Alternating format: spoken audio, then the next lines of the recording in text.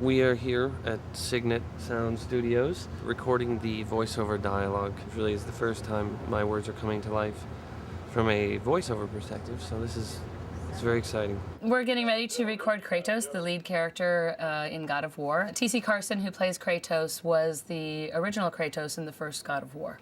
Athena, you conspire against me? Kratos is this god that he's been stripped of everything. His mother's dead, his family's dead by his own hands, and he's just seething with anger and guilt and all of that. Return to Sparta and prepare for battle! People who play the game, they like being Kratos. You know, they like having that power. They like wielding that power. I, as a voiceover actor, I like wielding that power. You defy the God of War? I have a lot of rage. It's really not good. I'm trying to work with it, but you know, I can't do like Kratos does. I can't go out and just maim and mutilate people. I have to go and meditate. And sometimes it works and sometimes it doesn't. Kratos, the once mortal warrior, finds himself on a journey to the ends of the earth, pulling him into the inevitable darkness. What I'm being when I am a narrator is a storyteller. And that's the most primitive form of theater.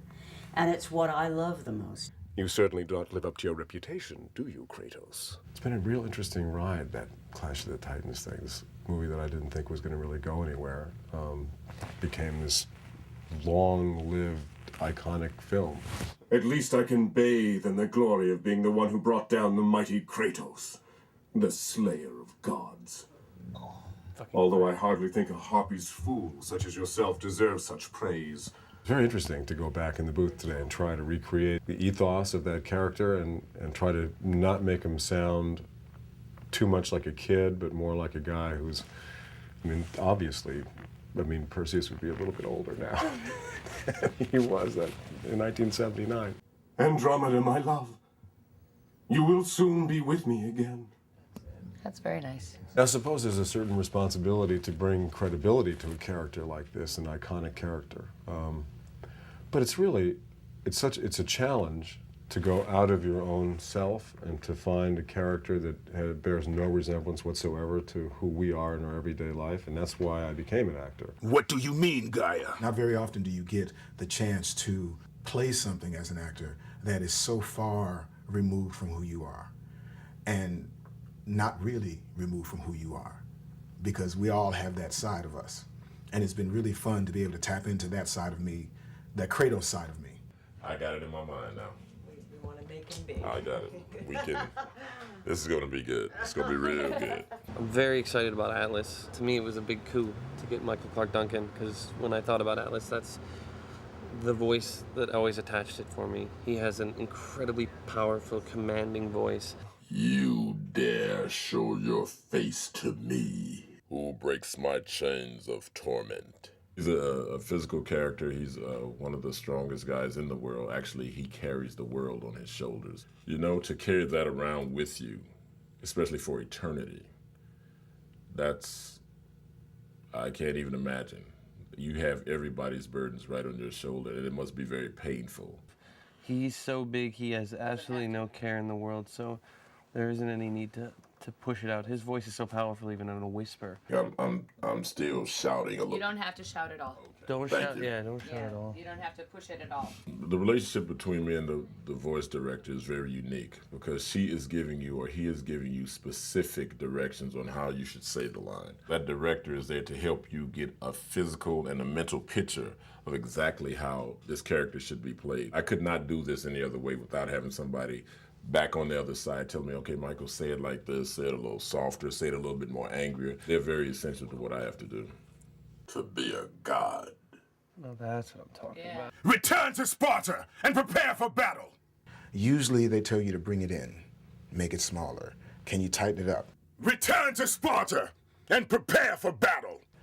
In game world, bigger is definitely better. And in a game like this, you really can't be too big. This is take 9, and... This ends now! That's good. Very nice. We're being quite a team today, huh? It's great to work with people who can work with you, who know how to work with you, and know how to get the best out of you. all the power that made Kratos the god of war. What's so odd about doing these games is that, in fact, I can't tell you about my character because I don't know anything about her. You want a fairly gravelly, inflected voice for Gaia. So I'm wondering if perhaps the narrator is just a more simple, straightforward voice. Narrator and Gaia are the same character. They're just presented differently, and we don't want the voices to sound at all different. They're working in broad general lines with Greek mythology. And so I address the language of my lines in an epic fashion. But beyond that, I really don't know anything. I'm just going in the dark. And they say, oh, that's great, or, oh, we'd like to try that again. So this exclamation point after away, even though he's got his head down on the door, is that still... When he says, and now you dash it all away, that's when he's going to turn around and it's the accusatory, like... To do a voiceover of something that I've never seen. I mean, I know Perseus, I know that character because I played him, but I have no idea what's going on in this game and what the challenge really is within the context of the game. So it's a little odd. Am I, the great Perseus, to kill this fallen god to receive an audience with you? Nice. Will that allow me to bring my love back from the grasp of Hades himself? Yeah, that's great. That's where it's at. That's the level.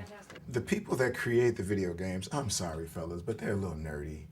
You know, t-shirts, jeans, and, you know, they are really particular about their game. To watch them listen and see their game come to life is really a joy. But there was more resting on Kratos' shoulders than he could know. My nephew is a big gamer and has friends. Sorry. There you go. Has friends who game. If they're all as bright as he is, yes. Sounds like a very interesting group of people. Fight, Spartan. I missed by a long shot being a computer kid. I was one of those people who had to learn how to do it in my 40s. So you're not a gamer? I'm not a gamer, no. My experience with video games in general is that right there. But, you know, I'm from the generation where, you know, computer stuff is, you know, we getting through it. A war the Titans believed we must win. I used to play video games, the racing, and I got kind of geeked up on that, and I found myself spending like 5 and 6 hours playing this racing game, and it just took too much time. And I said I should be doing something else more productive. To me, I don't get it. But then again, you know, I'm an old fart. Nothing will stop me in my quest. I will have my vengeance! I saw some of the pre-animation stuff, and they had put the voice in already, and to see the character move and to hear my voice come out of that, it was a trip. I would like to get that body right there. Maybe a couple more pounds, a couple more push-ups, I'll be there. It's a good thing I don't have to turn into that, isn't it?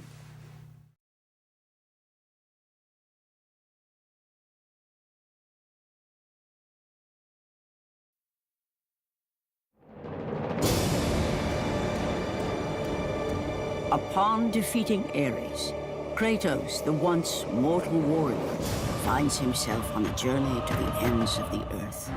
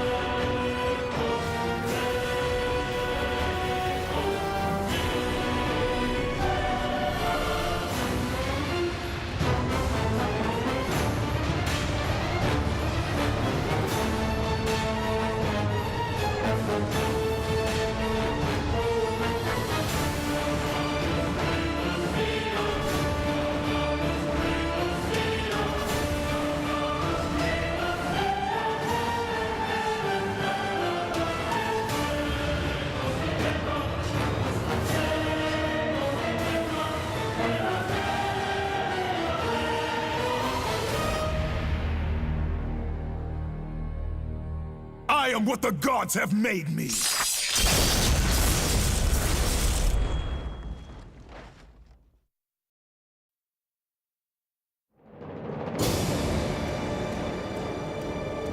Upon defeating Ares, Kratos, the once mortal warrior, finds himself on a journey to the ends of the earth.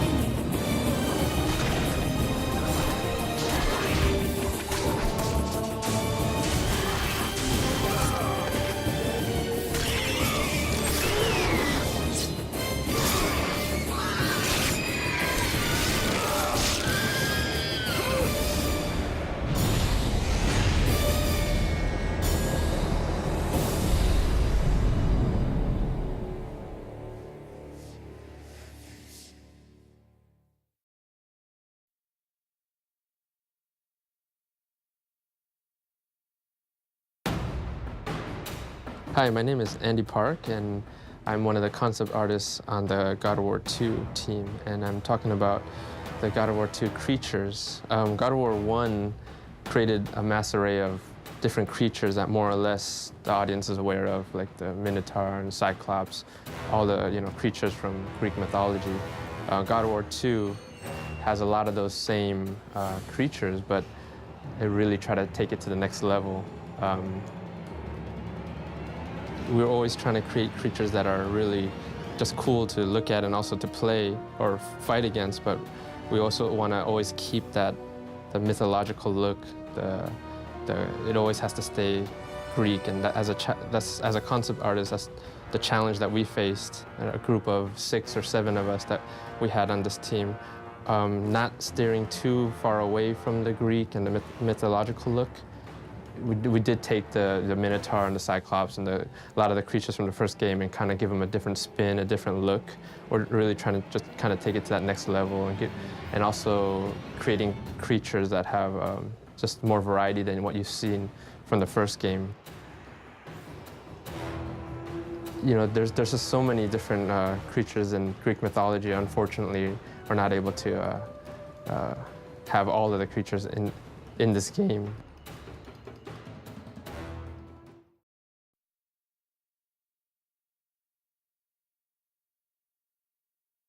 Hi, my name is Siso Kim. I was responsible for the environment concept on God of War 2. Previously, I worked on God of War 1 with Dave Jaffe. It was a really difficult process, first game, and coming out from the 3 years experience on the first game, it really got me burnt out. And luckily, second time, we had a little bit more freedom on creativity to go a little bit more free on the design the environments.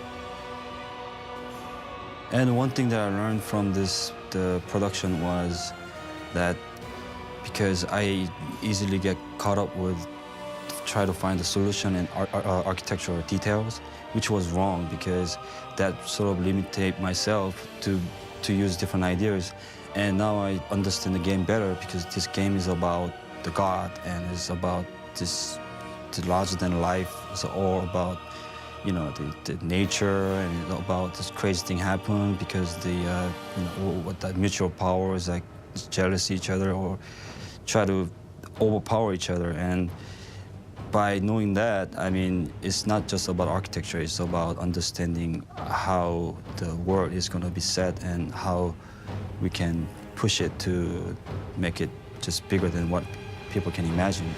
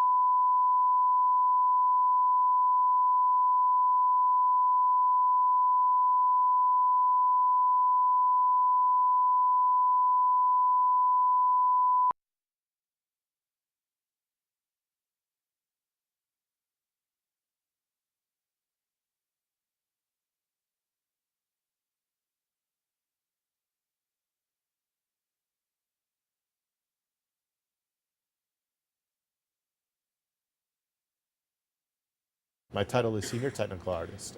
The duties that involves are setting up production pathways, maintaining those production pathways, and then specifically on the technical end, we use a lot of what we call MEL scripting, Maya Embedded Language, which is our 3D package, and we write scripts and tools and UIs and that to make certain processes as easy as possible for the artists to use. All our characters consist of simply a character hierarchy, which is his bones and his geometry and textures, and then we have a list of files elsewhere that are the animations. And we're able to look at those really quickly simply by opening each file, but it proved to be even more useful to be able to put them all in one file and look at them in sequence. So we could see how the run goes into an attack, which goes into an idle, which goes into another attack. I think we're going to see some exciting results from the animators being able to use that and see their stuff a lot more quickly. I thought I was really creative, but then I found out that I was more technical in the long run. Okay, I guess I'll come up and look at it. I think I'm pulled away every hour. Maybe I get 2 hours at my desk on a hectic day. Sometimes I don't get to my desk, which is the worst. Hey, Jackie. I generally tend to know everybody's position on what they do or can and can't do, and most of the bugs that come around. So I generally just get to fix it. It's probably looking for another camera. If I wasn't here, most people would think that it might explode the entire building, but I kind of beg to differ, because if everyone pulls their knowledge together, we could make it through no matter what. Another problem solved. Just one more in a long day of solving problems. A good technical artist should definitely be creative, but the most important part is being technical. There's a character called Pegasus, and it's basically a horse that has big wings. The character artist that was working on the feathers was trying to figure out a nice way to make the feathers look realistic. We did a test with joints.